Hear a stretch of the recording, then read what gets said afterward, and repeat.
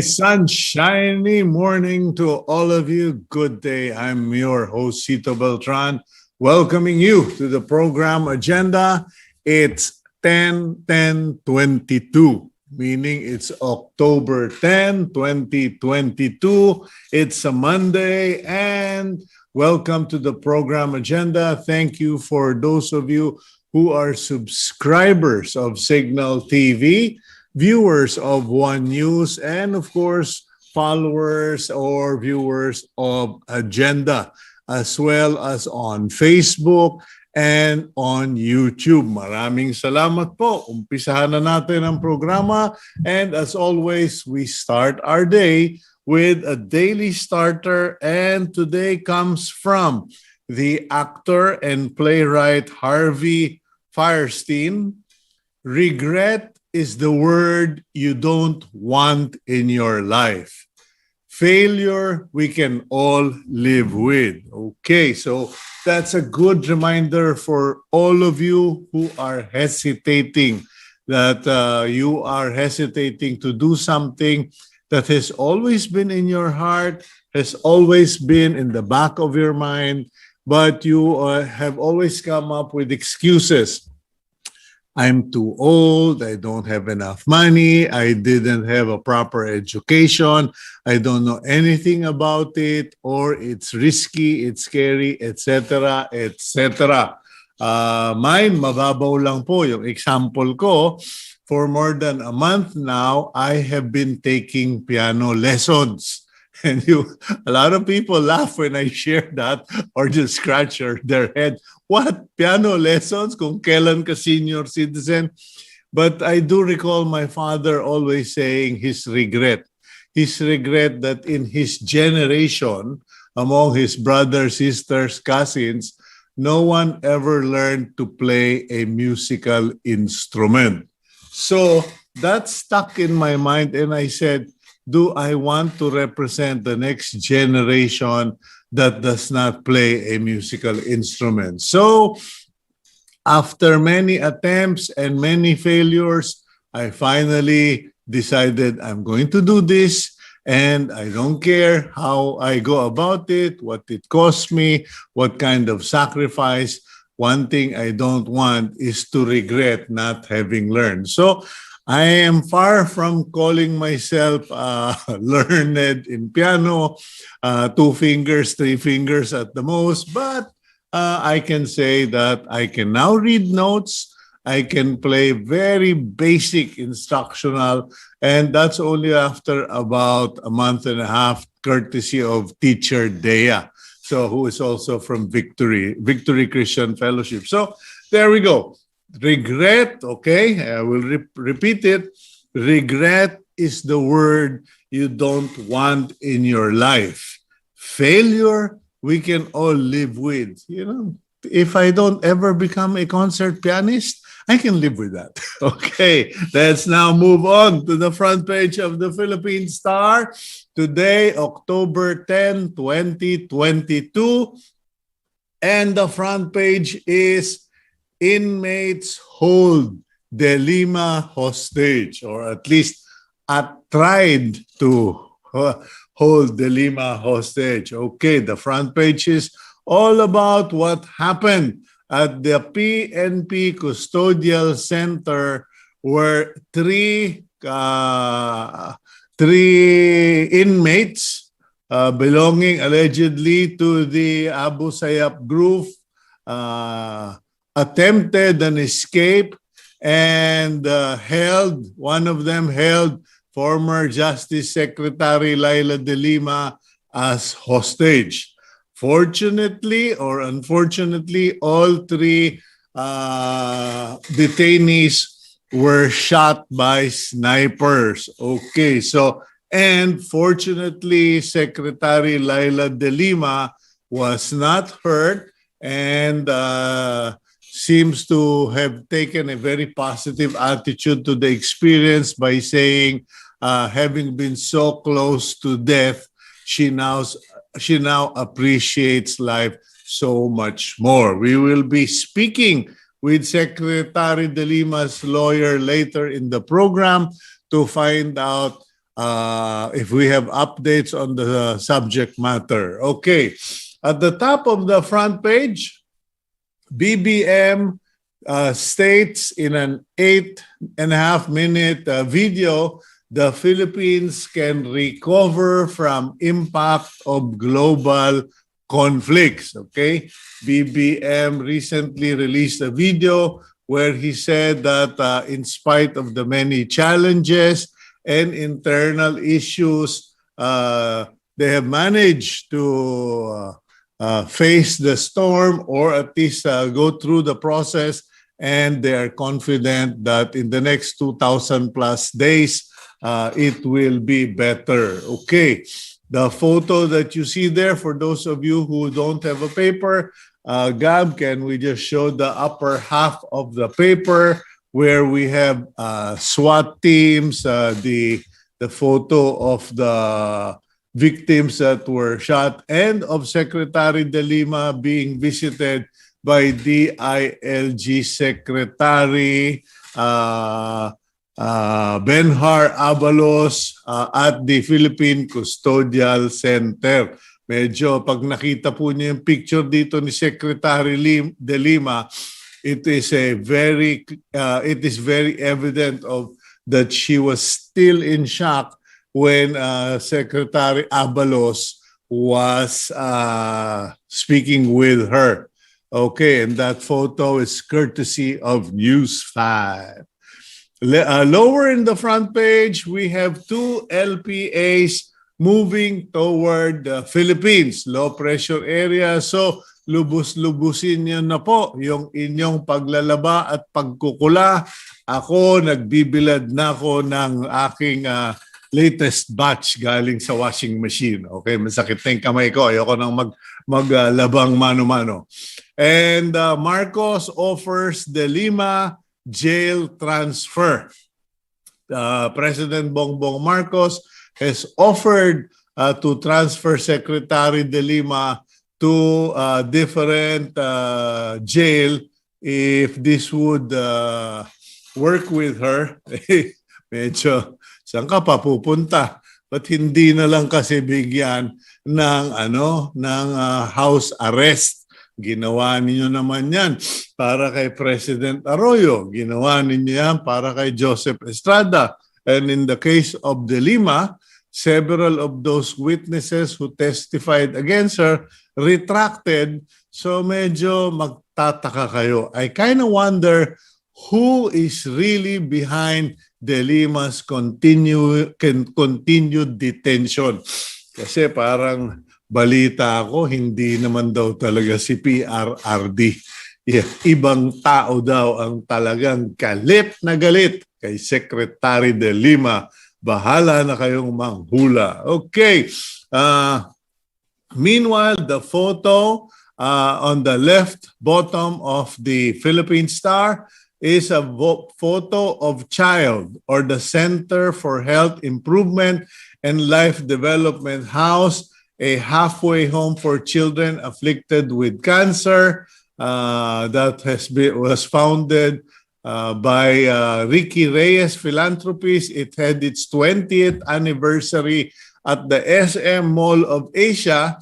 And in the photo, you can see Mr. Hansi, who is representing the SM Group that leads generous supporters who have helped build, expand, and sustain Child House through the year. Yan po, no? It is not so publicized, but Hansi and his family members, his brothers and sisters, and of course, the group are very generous philanthropists. Marami talagang tinutulungan. Okay, meanwhile, bivalent vaccines needed to reassure investors. Go Negosyo founder Joey Concepcion is stressing the need for the Philippines to secure bivalent COVID vaccines. Kumbaga, ano ba yung bivalent na yan? It's a form of vaccine that is also designed for Omicron and several other variants. Okay, because by doing so, we will actually reduce the number of infections further, and investors will be more secure in coming to the Philippines. And good news, Metro COVID positivity rate drops slightly from 19% down to 17%. 19.1% on October 1 to 18, dropped by 1%. Okay, so yun po. No? Anyway, we will further monitor that. That's good news na medyo bumaba na, etc. Let's now go to our interview portion. As many of you might know, the first 100 days of the Ferdinand Bongbong Marcos Jr. administration passed last Saturday. So historically, the 100-day point signifies the end of the honeymoon. Kumbaga, pagbigyan natin siya, let's give him 100 days. And after that, sige, game na. Okay. So today, we will speak with a respected journalist, someone who has a rosary long of exposés in his career, someone who gave me my first writing opportunity in journalism, and now my colleague, my kuya, in the Philippine Star as a lead opinion columnist. Let's roll the Betamax, Gabriel. Ferdinand Bongbong Marcos Jr. as the duly elected President of the Republic of the Philippines.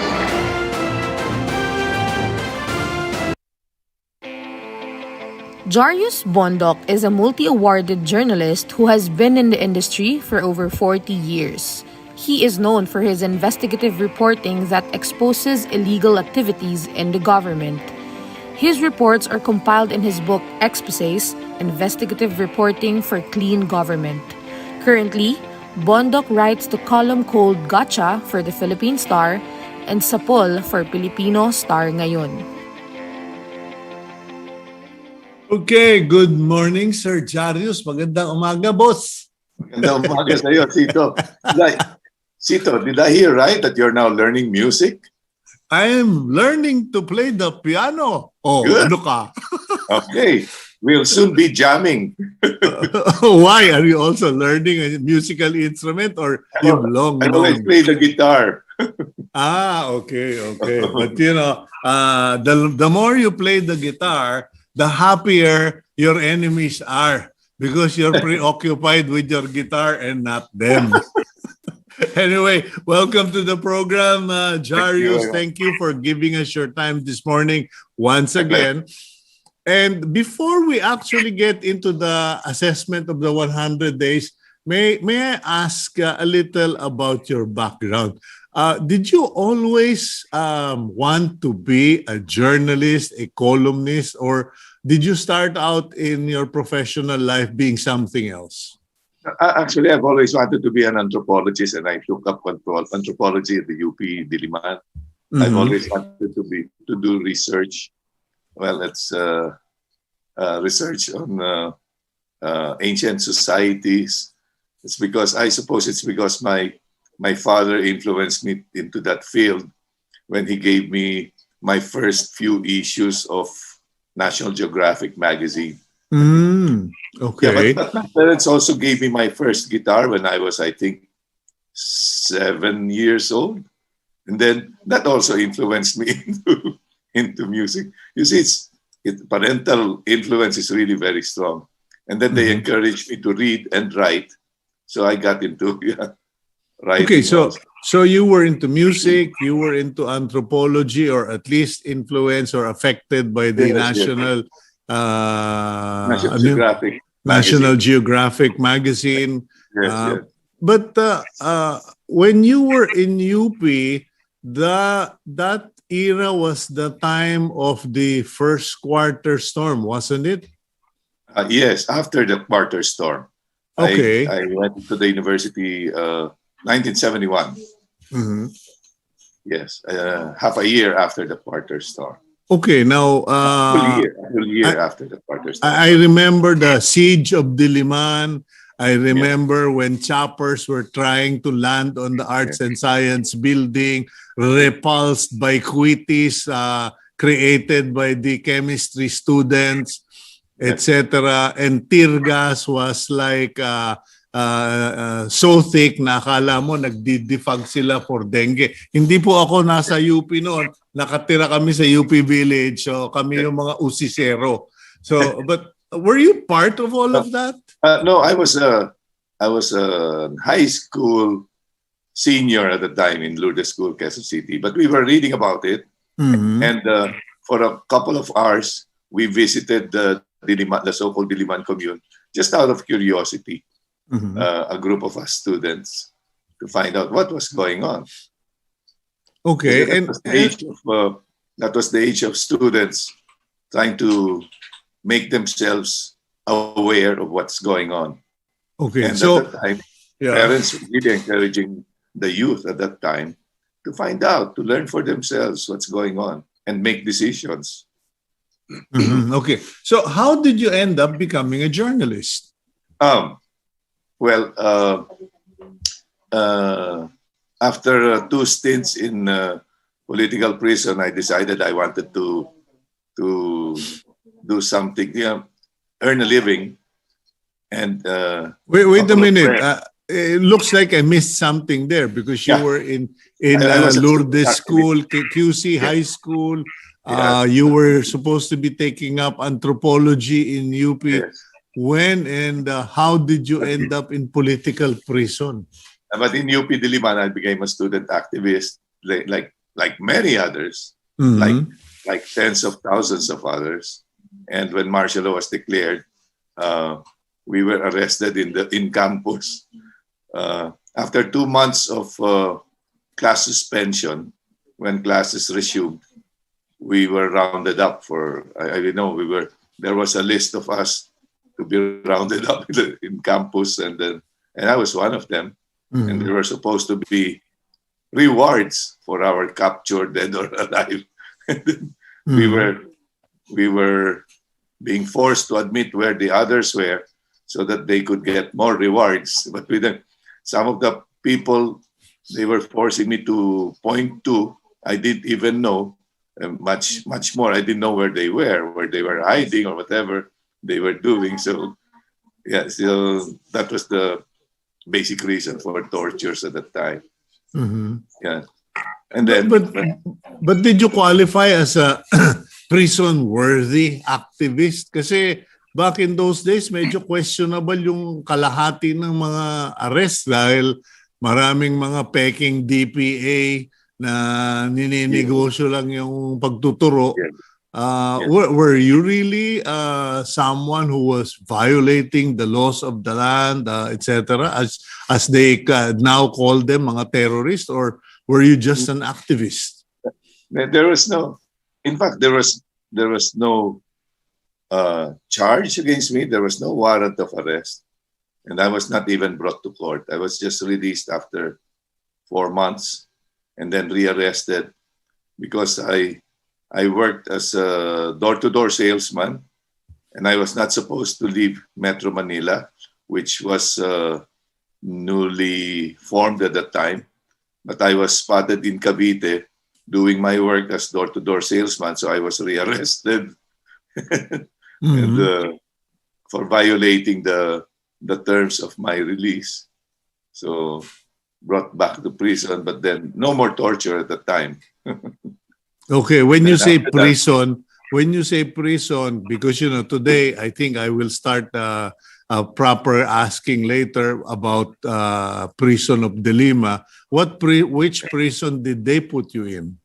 In ISAF in Camp Aguinaldo, at the ISAF detention cells. Mhm. Okay, and anong conditions doon? Because I know of the Crame Hilton, yung minamanage dati ni Fidel Ramos, where all the journalists, including my father, was thrown in. I know that Ninoy Aquino and our publisher emeritus Resisol Max Sullivan were dumped in Bonifacio, but bihira yung ngayon ko lang nadinig yung ISAP Detention Center sa Camp Aguinaldo. Yes, inside the ISAF compound. It was basically there were two cells. Basically, it used to be an office room, but they installed in two rooms bars, so that we had to sleep inside those two rooms, and the bars were padlocked. And then there was a sort of a living room, which also had bars and padlocks at night. So there, well, we had to make do with the situation. In the mornings we requested for time for sunning and even gardening in a small plot, so we could do something, keep ourselves busy. Okay. But there were other rooms along that row where routine tortures were being done in two other rooms along, and we could hear what was going on. Okay. Now, so apparently that is what marked you or traumatized you, or I guess wrote your destiny as a journalist. Now, you became a journalist. You are, I don't think I'm going to have to recycle or replay that, because you are still around. You are still feared. In fact, recently you have been writing about corruption at the customs and in agriculture. Mukhang yun na yung bagong, because dati ang mga tema ng mga expose mo was more on financial malversations, etc. But now, how do you go about determining your targets? Oh, it depends actually on information that I get. At this point, people would approach me and ask if I'd be interested in writing about this anomaly in this agency. What I always do is I ask, do you have documents to show to me? Because if it's just a story, for me, it's just a story. And then I will ask, if you're going to give me just a story, verbal, will you be willing to be identified as my source? And usually they're afraid, because this involves hundreds of millions or billions of pesos. So, and they're fearful for their lives and the safety of their families. So you're not someone na galit sa mundo. Kasi may mga nagsasabi nga, hindi, galit sa mundo yan, kanya lahat tinitira. Me? You mean me? No, I mean, people who are critical of establishment. Oh, I wouldn't say galit sa mundo, because I occasionally write also about good news. People in yung mga like events like for me life-changing. Actually, right now I'm researching more and more about Renucci rice, because I visited them in Leyte.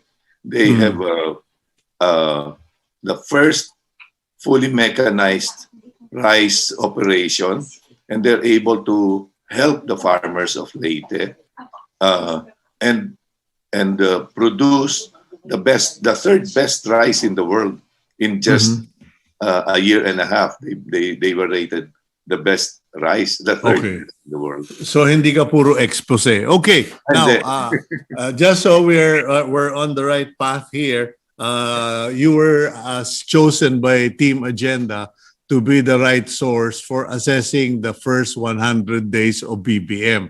Now, let's start with the positive. Did you see anything positive achieved in the first 100 days of this administration?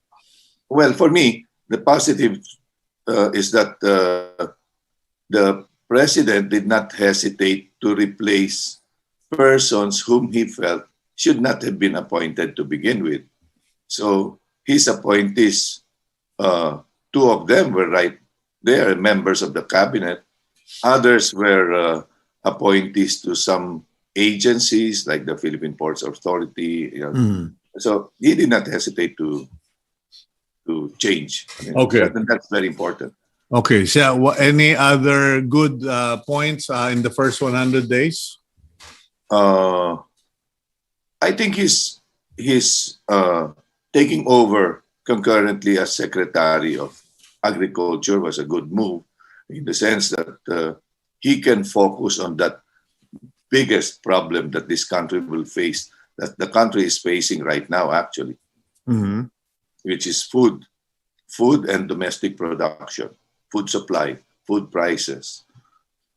Okay. Now, so there are two good points, but do you believe that move by PBBM where he took over as DA secretary was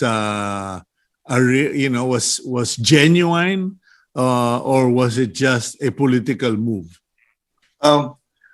I wouldn't be able to judge this early, but I would say there are minuses. Like I think it's all over town that the person, a secretary, an assistant secretary, a female, who was there during the expose on pork barrels in 2013 and 2014. That person was linked to then Senator Ferdinand Marcos Jr. for pork barrel. And soon after that, they were supposed to be among the, he was among the 4 senators to be indicted. But I don't know what happened. Something happened. He was not included in the charge sheet. And then that conduit to Janet Lim Napoles disappeared for a while. But now she's back running the office of the senior undersecretary, Domingo Panganiban. So why is she there? That is the big question mark. Insiders have been questioning that. They feel that can be the black mark of Marcos Jr. as Secretary of Agriculture. But what people see is that food prices are rising. And that's why in a recent survey of Pulse Asia, 69%, almost 70%, 7 out of 10 Filipinos are dissatisfied with the president's actions on food prices. Okay, And let's go for a quick break, Jarius, and 1 minute break. When we come back, we'll continue with your assessment of the first 100 days of Ferdinand Bongbong Marcos Jr. We'll be right back here on Agenda.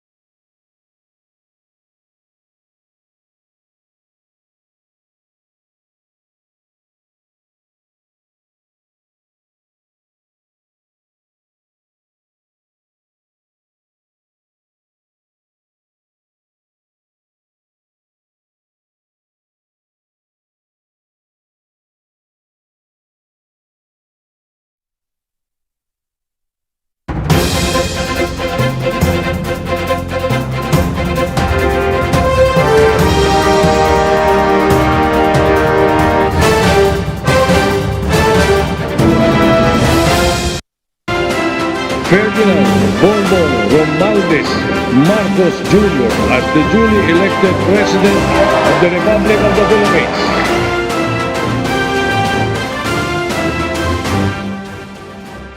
Okay, welcome back to the program agenda. And with us is veteran journalist, opinion columnist, Jarius Bondoc. Jarius, let me just run through the points so I can make the most of my time with you. President Marcos went to the U.S. What was your assessment of that trip? Was it a hit? Was it a dud? Or is it promises, promises? I'll believe it and when I see it. Yeah, the last. As of now, there's still promises. We haven't seen the investments really coming in. They have to be solidified. Okay. Same with trips to Indonesia and Singapore. Okay, in terms of optics, someone had shared on Facebook President Marcos introducing his family members to President Biden. Now, I don't know if that thing was photoshopped, but it brought home a very disturbing message where on that trip, the president went with his son, a congressman, the Speaker of the House, his cousin, and the ambassador, his uncle, I think, or cousin. And as far as optics are concerned, do you think the trips managed to somehow legitimize his presidency? Yes, of course, because he met with the most powerful man in the world, the President of the United States. Mm-hmm. But about his son being, well, tagging along in all of his trips, there's now an analysis.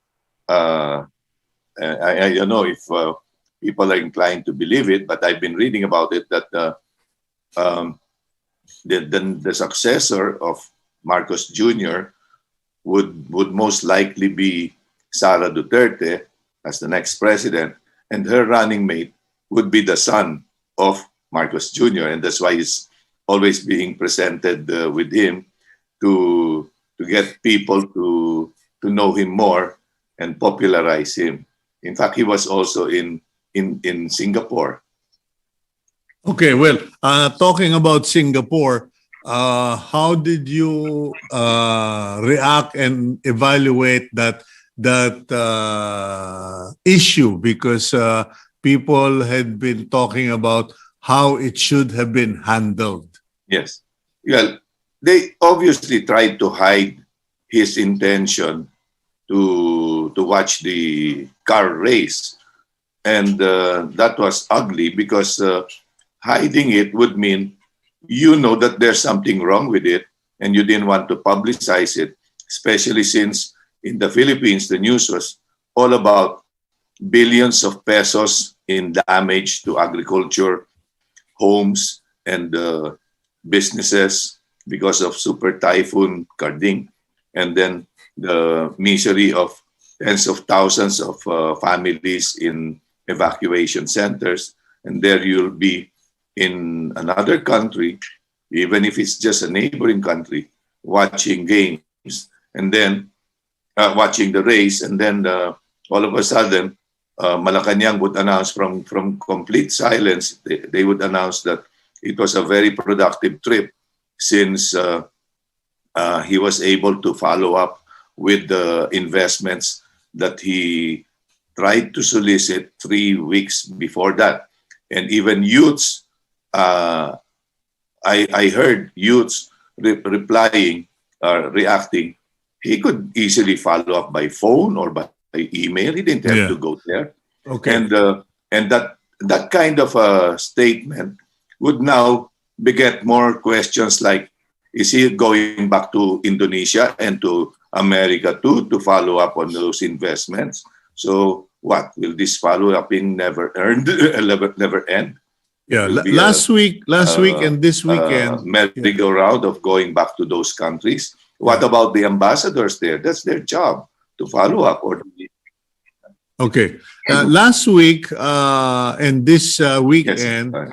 the big story or the big issues were, one, the murder of a broadcaster, Mr. Lapid, and the hostage taking of former DOJ Secretary and Senator Leila de Lima.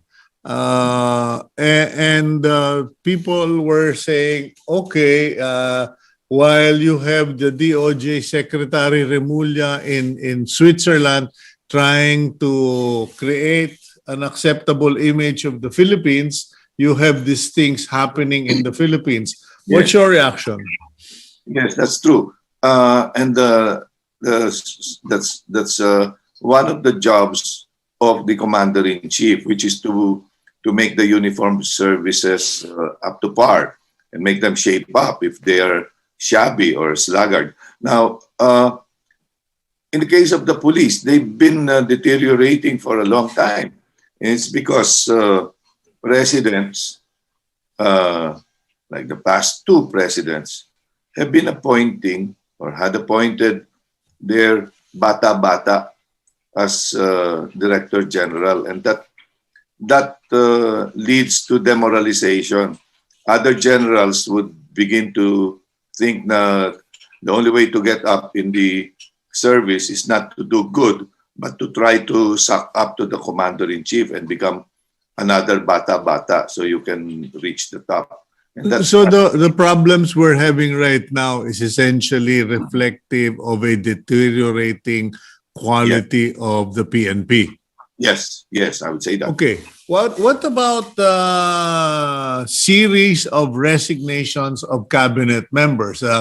Some people tend to be dismissive of it. Some people were saying, wala yan, ano lang yan, that's part of the 100-day process, etc. And then I wrote a column today. I don't know if you've had the chance to read it, but I got a tip that Cheloy Garafil, who was in the LTFRB, was transferred to the office of the press secretary as OIC, not for press office issues, but to get her out of the LTFRB because she was doing so much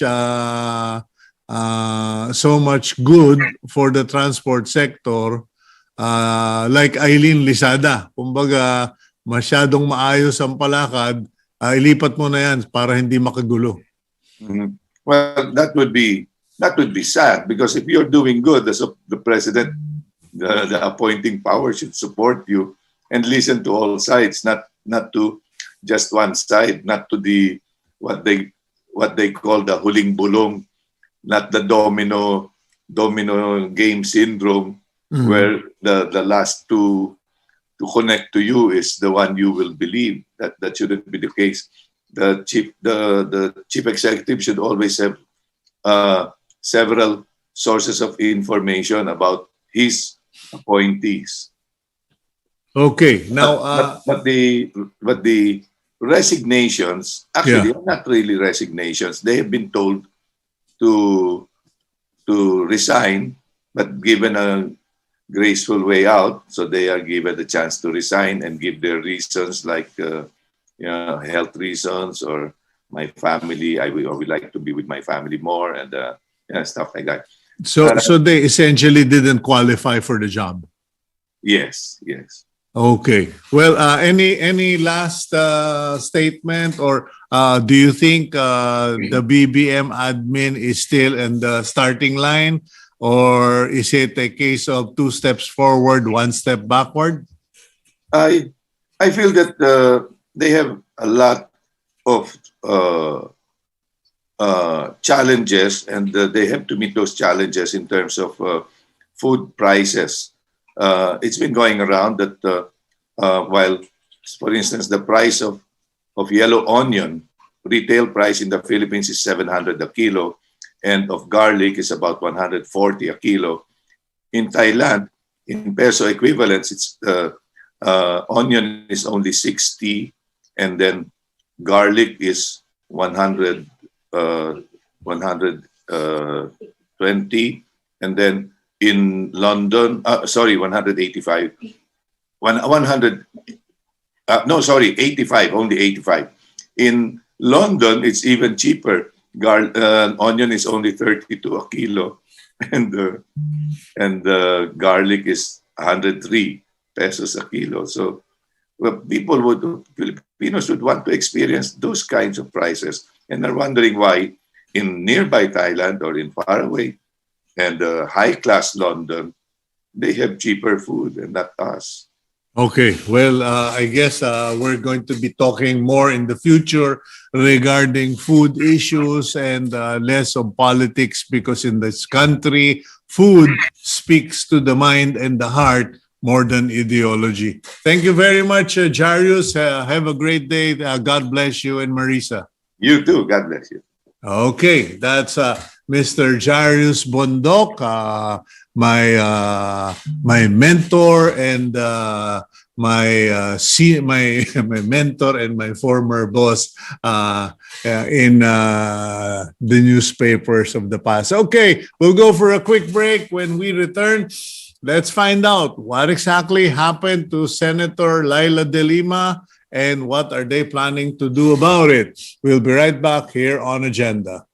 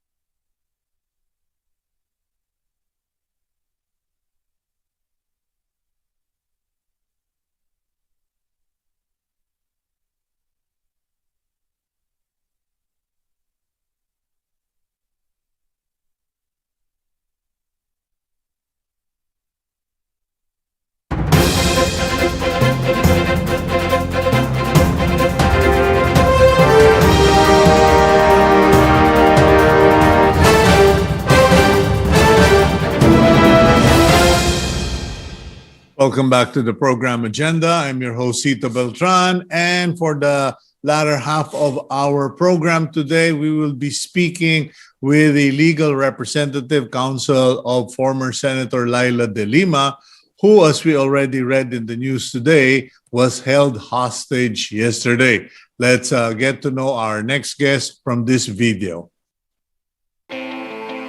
Attorney Dino de Leon serves as the legal counsel of detained former Senator Leila de Lima. He is also the legal counsel for the Association of Filipino Franchisers Incorporated. Aside from this, De Leon is a partner at De Leon Arevalo Gonzalez Law Offices. Good morning, Attorney Dino. Welcome to the program Agenda. How are you? Good morning, Cito, and to all our viewers. Okay naman. Okay, now thank you for joining us today. We are quite concerned about what happened to Senator De Lima yesterday, and we would like to get an update if you could provide that. Well, we are all very concerned about the safety of Senator Leila de Lima, especially after the harrowing experience that she had to endure yesterday at the early part of the morning, so to speak. At around 6:40 a.m., she was held hostage in a facility supposedly that is one of the most secured for high-profile detainees in our country. No? So ang nangyari dyan, if you've read the Sino Pa Ang Salaysay of Senator Leila de Lima, while she was praying the rosary, somebody came into her quarters and kinuha siya, kinalagkad siya. Nung ilalabas na siya, sinabi, pinatay na yung dalawa niyang kasama. Pero nung nakitang may mga tao pa sa labas, pinasok ulit siya, tinulak siya, nasubsob pa si Senator Leila de Lima, merong patalim na hawak sa dibdib niya, nakatusok sa dibdib niya, at nararamdaman niya yun throughout the entire ordeal na parang dumidiin lalo. Tinali, ginapos si Senator Leila de Lima, piniringan, at sinabi, patay na yung dalawang kasama, pasensya na, pero papatay na rin kita, ma'am, dalawa na tayo magkasama dito. So tinanong kung meron siyang cellphone at tumawag daw sana ng media, wala namang cellphone si Senator Leila de Lima inside prison. So wala siya ng kahit anong mga gadgets. So sinabi niyang wala. No? So medyo lalong nagalit yung tao na to. Nalaman natin ay si Sulayo nga, na isang Abu Sayyaf member who was also supposedly detained inside the PNP Custodial Center. No? Nung naghingi ng tubig, ito sinabi isang mistake lang daw at tutuluyan niya si Senator Leila de Lima. So nagdasal rin doon ng mga oras si Senator Leila de Lima at nung hingi ng pasensya, narinig niya rin na nagdasal na ng ibang lengguwahe yung tao na yun. Tapos nung nahingi ng tubig, narinig na lang ni Senator Leila de Lima kasi siya ay nakapiring 3 to 4 gunshots, and then mamaya-maya naramdaman niya kinukuha na siya, no? And she found out na pinatay na nabaril na nga rin daw si Sulayo ng mga police elements, no? Si Senator Leila de Lima kasi naka-shorts noon, sa sobrang lapit ng insidente ay tinamaan ng talsik ng dugo yung hita ni Senator Leila de Lima nung ng hostage sa kanya, no, nung siya ay na-gun down. So of course there are so many questions, I'm sure, sa isipan mo ngayon, Cito, at sa sambayan ng Pilipino, no. And those questions are also with us right now, no. Pero gusto naming sabihin at kami nag-uulat na si Senator Leila de Lima is physically safe from harm. She had her medical check-up as well right after the incident. Of course, she is visibly shaken by what happened. Anyone na ganyang kalapit na nakatutok na madiin ang patalim sa dibdib throughout the entire ordeal ay magiging visibly shaken. But right now she will attend her hearing, or she's already there actually, in Muntinlupa City for criminal case 256. So it's not just a stab, grab, and hostage situation, because when I was reading the papers, I thought that these guys essentially stabbed the guard, and in the confusion, there were gunshots, and the third guy, the one who grabbed Senator de Lima, he had just parang tumakbo lang doon sa kwartong bukas, dinakma siya at tinutukan. But you're saying that the guy actually had the chance to lock themselves in the room and then blindfold Senator de Lima, tied her up, and then, so parang, hello, this is the custodial center. Have you been to that very room that Senator de Lima is held at? Lagi tayo nakakapasok doon. Okay. And napaka-confusing doon. Parang maze yan sa loob at may mga quadrants yan. Hindi bukas yung mga pintuan per quadrant. May mga guards yan per quadrant. So hindi yung pwedeng tatakbo ka na lang bukas tapos nakapasok ka at walang humahabol sa'yo. Assuming that indeed may saksak tapos nagkaroon ng commotion. It's almost, there are so many questions in our head right now. But definitely, there's a breach in terms of security protocol at hindi pwedeng ganong kabilis na nakakapasok sa quarters ng isang very high-profile inmate inside or because high-profile. the only time na nakapasok ako dyan was during the detention of Jinggoy Estrada and Senator Bong Revilla. Revilla, yeah, Senator Bong Revilla.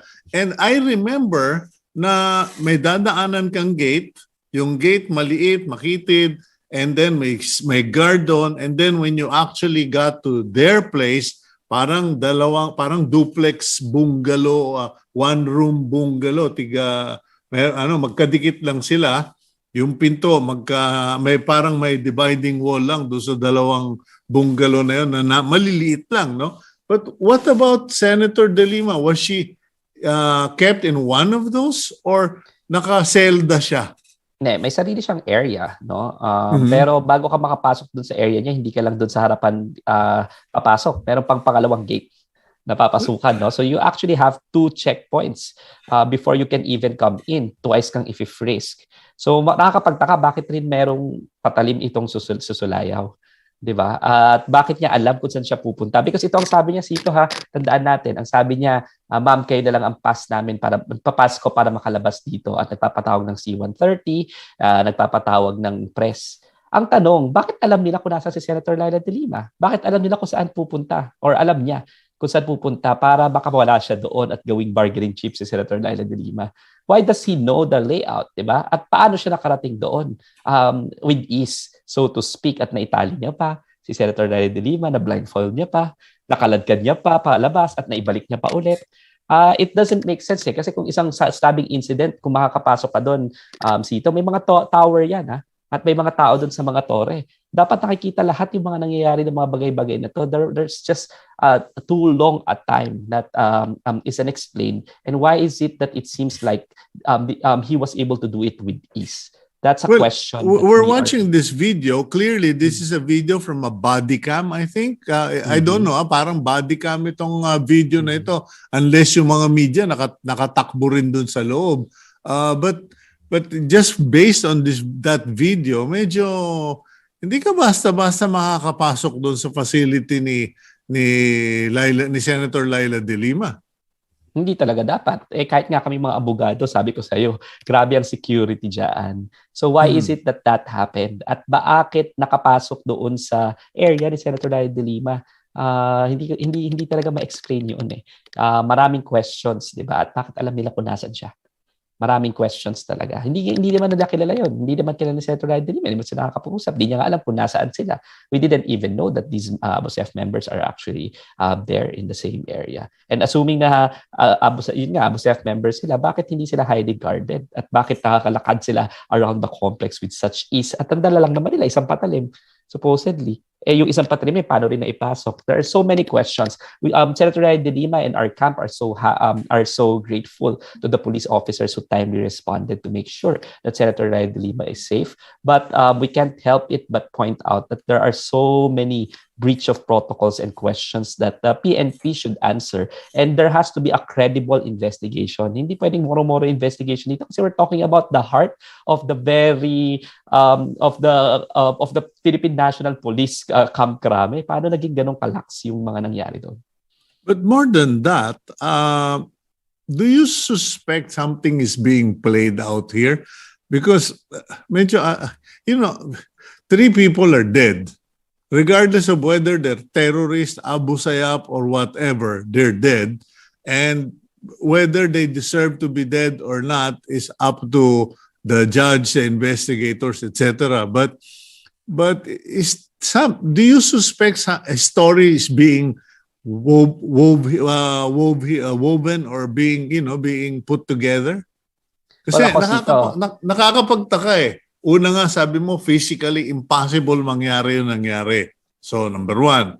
Number 2, bakit meron pang, parang may kwento pa na tutuluyan na rin kita, naka-blindfold na si Senator De Lima, pagkatapos nagbarilan sa tabi niya, etc. Parang, hello, ano to? Drawing ba to? Ako, Cito, and I'm not speaking for the team, no, pero I have every reason to suspect na something is off, no. And let's all remember the context of this, diba? Senator Leila de Lima is the victim of the greatest frame-up in Philippine history. Kwento ito eh. At simulat sa pool pa lang, kitang-kita na natin ang kwento. It is a well-orchestrated, systematized method to silence her and to gag her into submission.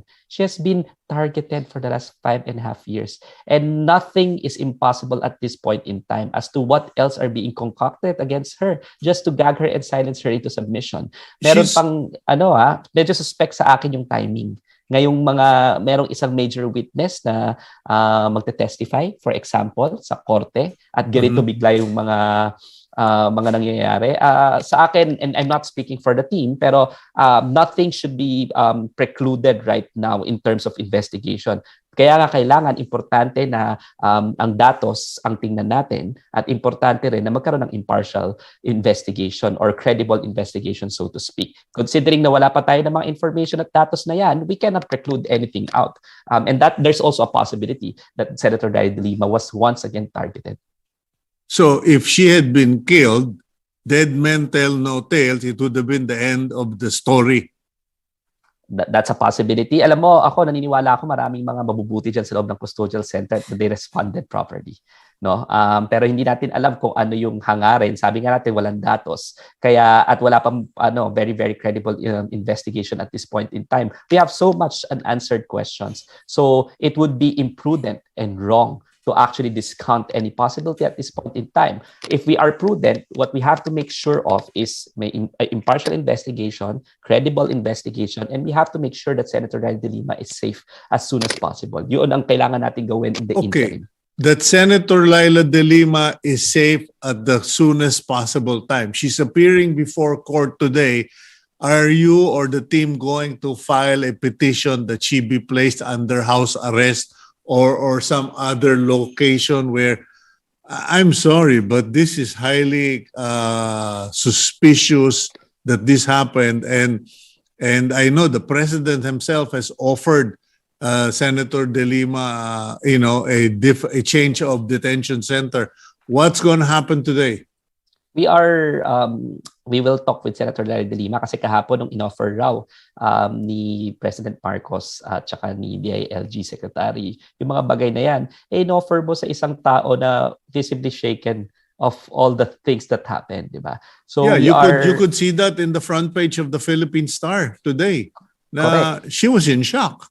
She was in shock. Sino namang, kahit naman sino sigurong sabi, papatayin ka yung patalin, nasa dibdib mo, hindi mo kilala at the early time of the morning. It's weird, Dino. Why bother tying her up, blindfolding her? Hostage situation yun, di ba? Hostage situation. So she was blindfolded? She was blindfolded. Ang gusto nga raw is hostage situation kasi she's the way out. Kasi nga, nagdedemand ka ng C-130. Yeah, but you don't blindfold your hostage if you're going to drag her all over the place, planning to put her on a helicopter. The last thing you need is a hostage that will be stumbling all over the place. So medyo parang weird na yan. But anyway, going back to my question, paano na yan? Does the team feel that she's in real danger at the custodial center, or are you confident that she'll be kept alive there? Well, definitely she's not safe right now. If she is safe, then this thing should have been avoided and this thing shouldn't have happened. So she's not safe, no? The question then becomes, ano yung kailangan natin gawin para ma-make sure na safe siya? Everything has to be on the table right now. The first thing is, tingnan natin kung pwede ba yung mapunta siya sa proper facility, no? Dapat to begin with, kung temporarily mag-house arrest muna or hospital arrest, let's try to understand that. But we will have to consult first with Senator Leila de Lima today on the options. Kasi hindi pwedeng kahapon na nangyari pa lang yun, tatanungin mo na. Diba? If this offer is really sincere and genuine, then you have to give Senator Leila de Lima some time to also confer with counsel. That's first. But secondly, napaka-importante rin na i-consider natin na to begin with, Senator Leila de Lima is not supposed to be in that facility. The only reason why she's there is because she was doing her job as a senator and she questioned the violent war on drugs. She questioned yung libo-libong patayan. She investigated the Davao Death Squad. No? Sinabi mismo ng United Nations Working Group on on arbitrary detention, na the reason why she's there is because she was doing her job as a senator and there's no credible evidence against her. Lahat ng mga ebidensya na meron ngayon ay nag-withdraw na. So to begin with, dapat yata pakawalan si Senator Leila de Lima. Okay. And itong administrasyon kasi na to, Cito, sinabi nila, nangako sila ng unity, di ba? And I think the most concrete gesture right now is to honestly review the case against Senator Leila de Lima. And if they will just really do that, they wouldn't be able to point to a solid evidence as a reason to continue with the prosecution and persecution of Leila de Lima. They should have done the right thing right from the start. The moral thing, the legal thing is to actually withdraw the cases against Senator Leila de Lima. Okay, now, Dino, my last question, okay. Because things had been developing na nag-aatrasan, the witnesses against De Lima were retracting, so the direction was perhaps a dismissal of cases.